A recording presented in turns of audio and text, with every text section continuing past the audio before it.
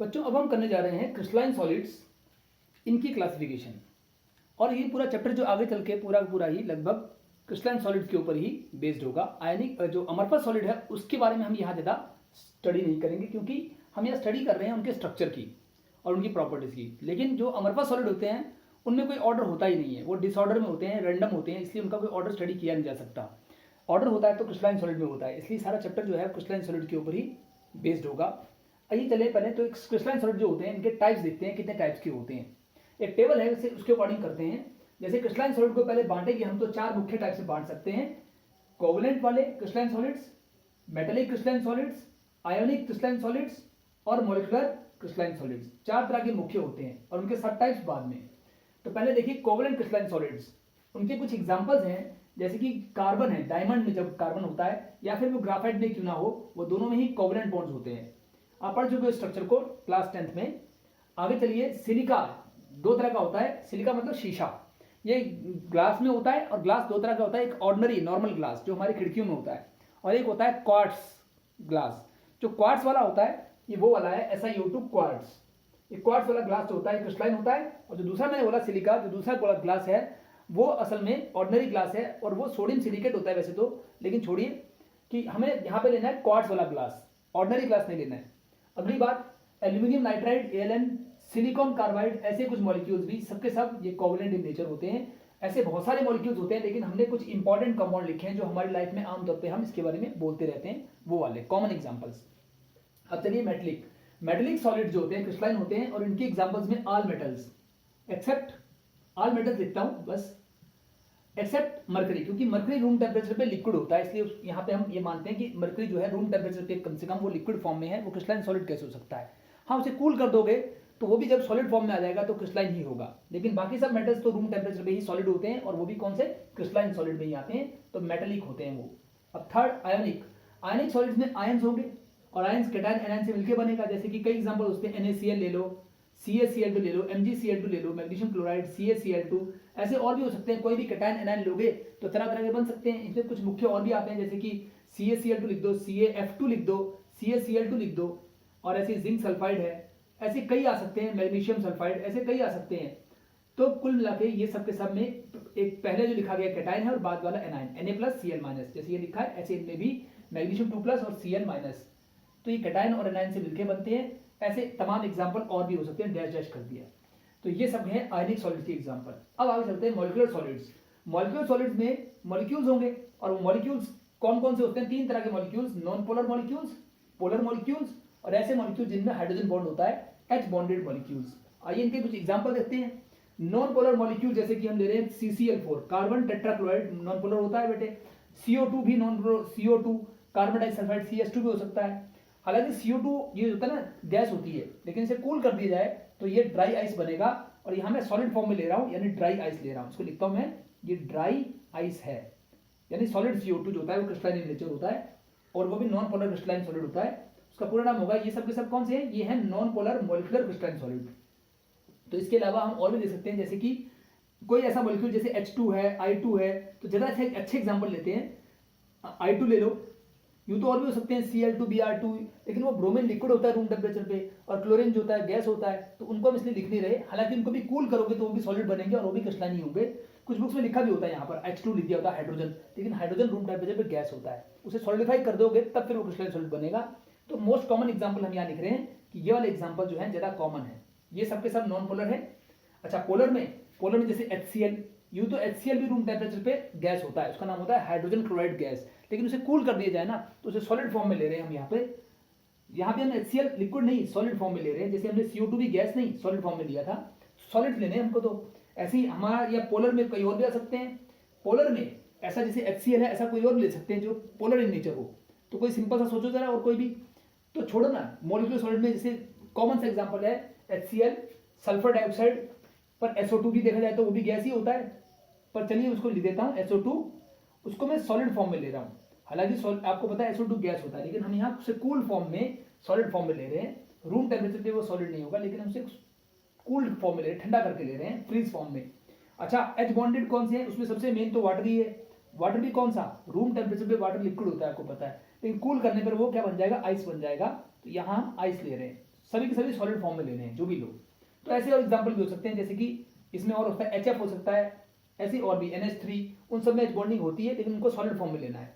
Most common मैं लिख रहा हूँ जो ज़्यादातर जनरली पाए जाते हैं। अब इनके ऊपर भी कई क्वेश्चन भी आएंगे, उनमें भी यही सॉलिड्स आपको बार बार नजर आएंगे। आगे बढ़ते हैं। कोवलेंट सॉलिड्स के अंदर पार्टिकल्स कौन से होते हैं? कोवलेंट सॉलिड किससे बने होते हैं? देखो, कार्बन एटम से बने होंगे, या ये एल्यूमिनियम नाइट्राइड है, सिलिकॉन कार्बाइड है, या सिलिका है, इन अल्टीमेटली एटम्स ही होते हैं। तो हम मानते हैं कि ये एटम से बने होते हैं। इनके कॉन्स्टिट्यूंट पार्टिकल्स कौन से हैं? एटम्स हैं। उन एटम्स के बीच में कोवलेंट बॉन्ड होगा। तो इंटरमोलिकुलर फोर्सेस कौन सी होंगी? Covalent bonds. यानी कि पहले तो वो एटम के रूप में होंगे, फिर वो कोवलेंट बॉन्ड्स जुड़ेंगे, तब बनेंगे कोवलेंट सॉलिड। जैसे यहाँ सिलिकॉन और ऑक्सीजन मिलकर कोवलेंट, जैसे एल्यूमिनियम नाइट्रोजन ऐसे। और ये ग्राफाइट या डायमंड में कार्बन कार्बन से जुड़ा है, एटम एटम से जुड़ा है और कोवलेंट बॉन्ड जुड़ा है, ऐसा। अब आगे चलते हैं मेटलिक बॉन्ड। मेटलिक बॉन्ड में जो फोर्सेस होंगी वो तो मेटलिक बॉन्ड होंगे, मेटालिक बॉन्ड। और उसमें पार्टिकल्स कौन से होंगे? पार्टिकल्स उसमें दो तरह के होते हैं। एक तो बड़ा पार्टिकल होता है एटम जैसा, उसे बोलते हैं केर्नल्स, KERNELS। केर्नल्स का मतलब मेटल आयंस। इसको केर्नल्स लिख दो, या फिर आप चाहो तो यहाँ पे लिख सकते हो मेटल आयंस, जैसे कि कोई पॉजिटिव चार्ज का मेटल आयन। लेकिन साथ ही साथ उसमें plus sea of electrons, sea of electrons. Electrons का एक समंदर होता है जो फ्री होता है, डीलोकलाइज्ड होता है, लोकल नहीं, डीलोकलाइज्ड, फैला हुआ। तो एक इलेक्ट्रॉन का समंदर होता है और साथ में पॉजिटिव चार्ज के मेटल आयंस होते हैं, तो केर्नल्स कहते हैं उसको मैं ऐसे लिखता हूं कि M का मतलब मेटल और उसके ऊपर N+ का मतलब कुछ भी चार्ज हो सकता है, Mn+ मतलब मेटल आयंस, उन्हीं को केर्नल्स कहते हैं। और प्लस समंदर होता है इलेक्ट्रॉन्स का, एक इलेक्ट्रॉन्स के समंदर में मेटल आयंस बीच बीच में बिखरे होते हैं। तो ऐसा होता है मेटलिक, जितने भी मेटलिक क्रिस्टल्स हैं वो ऐसे होंगे। अब आगे चलते हैं। आयनिक में एग्जांपल लिख दिए, लेकिन आयनिक में जो कांस्टेंट पार्टिकल्स कौन होंगे? आयंस होंगे बेटे, दो तरह के आयंस, कैटायंस और एनायंस। और उनके बीच में फोर्सेस क्या होंगी? आयनिक फोर्सेस। उसको हम कई बार इलेक्ट्रोस्टैटिक फोर्स भी कहते हैं। इलेक्ट्रोस्टैटिक फोर्सेस कह लो, या उसको सिंपली कहे तो आयनिक बॉन्ड्स। या तो लिख दो इलेक्ट्रोस्टैटिक फोर्सेस या आयनिक बॉन्ड्स, बात एक ही है। फिजिक्स में उसको इलेक्ट्रोस्टैटिक कहते हैं फिजिक्स पॉइंट ऑफ व्यू से, और वैसे केमिस्ट्री में उसको आयनिक बॉन्ड्स कहते हैं। तो इनके अंदर फोर्सेस ये वाली होंगी। आगे चलते हैं मॉलिक्यूलर सॉलिड्स। नॉन पोलर हो या पोलर हो या H बॉन्डेड हो, इन सभी में क्योंकि नाम है मॉलिक्यूलर सॉलिड्स, तो इनके अंदर मॉलिक्यूल्स होंगे, पार्टिकल्स। ये मॉलिक्यूल से मिलकर बने हैं, तो लिख दिया मॉलिक्यूल्स। और इनके बीच फोर्सेस कौन सी होंगी? तो इसके बीच में देखो, नॉन पोलर में कौन सी फोर्सेस होंगी? नॉन पोलर में होती हैं London dispersion forces, London dispersion forces. उसी को सिंपल भाषा में हम कई बार कहते हैं और वैंडरवाल फोर्सेस, वैंडरवाल फोर्सेस। ये वाली फोर्सेस पहले वाले में होंगी, किसमें? नॉन पोलर में। अब जाइए पोलर में आइए। पोलर में डाइपोल डाइपोल इंटरेक्शन होते हैं। डाइपोल डाइपोल पढ़ चुके आप छोटी क्लास में, तो डाइपोल डाइपोल इंटरेक्शंस होते हैं पोलर मॉलिक्यूल्स में, लिख देते हैं इंटरेक्शंस। इसी प्रकार से थर्ड है H बॉन्डेड, तो उसमें पता है आपको हाइड्रोजन बॉन्ड्स होंगे, हाइड्रोजन बॉन्ड के कारण जुड़े होंगे, तो इनमें फोर्सेस ये वाली है। ये ऊपर लिखा है इंटरमोलिकुलर फोर्सेस, किसमें कौन कौन सी फोर्सेस है यहाँ लिख दिया। अब आगे बढ़ेंगे। इसके बाद हमारे नेचर देखना है बेटे। तो कोवलेंट सॉलिड जो होते हैं वो हार्ड होते हैं, क्योंकि उनके अंदर कोवलेंट बॉन्ड्स होते हैं और बार बार बनते हैं, तो हार्ड होते हैं। इसी प्रकार से ये जो मेटलिक बॉन्ड होते हैं ये भी हार्ड होते हैं। मेटल्स, आपको पता है जनरली मेटल्स की प्रॉपर्टी यही है कि metals are hard in nature, तो हम आमतौर पर उसको हार्ड मानते हैं। हालांकि कुछ मेटल्स जो है सॉफ्ट भी होते हैं, लेकिन हम इनको मेटलिक बॉन्ड में हम हार्ड कहते हैं। लेकिन इसमें एक बात होती है, जैसे आप मरकरी लेते हैं तो मरकरी तो सॉफ्ट होता, ऐसे कुछ मेटल जिंक है या जो अल्कली मेटल्स है वो भी सॉफ्ट होते हैं, लेकिन most of the metals are hard, तो लिख देंगे जनरली हार्ड। आमतौर पे ये हार्ड होते हैं, कुछ सॉफ्ट हो सकते हैं। और एक बात और मेटलिक में, कि मेटलिक बॉन्ड का नेचर एक बात और भी है कि वो मेलिबल और डक्टाइल होते हैं, पढ़ा था आपने, तो साथ साथ लिखेंगे एंड मेलिबल एंड डक्टाइल। यहाँ लिख रहा हूं मैं, सॉरी, मेलिबल मतलब उन्हें पीट पीट कर चादरें बना सकते हैं, मेलिएबल होते हैं, एंड डक्टाइल भी होते हैं, DUCTILE। डक्टाइल का मतलब उससे तारे बना सकते हैं। तो इस तरह के होते हैं ये मेटलिक सॉलिड्स। आगे चले, ये आयनिक सॉलिड्स की नेचर कैसा होगा? आयनिक सॉलिड्स भी जनरली हार्ड होते हैं, तो इसको भी हम लिखते हैं हार्ड। ये सब के सब हार्ड है। तो इनमें भी कोई डिफरेंस अगर करना चाहें तो सीधे सीधे कहेंगे कोवलेंट सॉलिड जो है वो बहुत ज्यादा हार्ड होते हैं, तो चलो हम हार्ड या सॉफ्ट ही लिख रहे हैं, बात खत्म। तो ये भी हार्ड होते हैं आयनिक सॉलिड, लेकिन इनमें कमी होती है कि इनको अगर पीटोगे तो टूट जाएंगे। जैसे नमक का दाना है, हार्ड होता है, लेकिन उसे हथौड़े से मारोगे तो वो फैलेगा नहीं, मेलेबल नहीं है, तार नहीं बन सकती, डक्टाइल भी नहीं है, टूट जाएगा, उसको बोलते हैं डक्टाइल। उसको बोलते हैं ब्रिटल। तो वो हार्ड होते हैं, लेकिन बट हार्ड तो है लेकिन पीटने पर टूट जाएंगे, मतलब ब्रिटल होते हैं। ये इनकी प्रॉपर्टी है। अब जरा ये मॉलिक्यूलर सॉलिड्स में जो तीन तरह के हैं, इनको भी वन बाय वन देखें कि इनमें जो नॉन पोलर और पोलर हैं, ये पहले वाले दोनों ये सॉफ्ट होते हैं, सॉफ्ट सॉलिड होते हैं।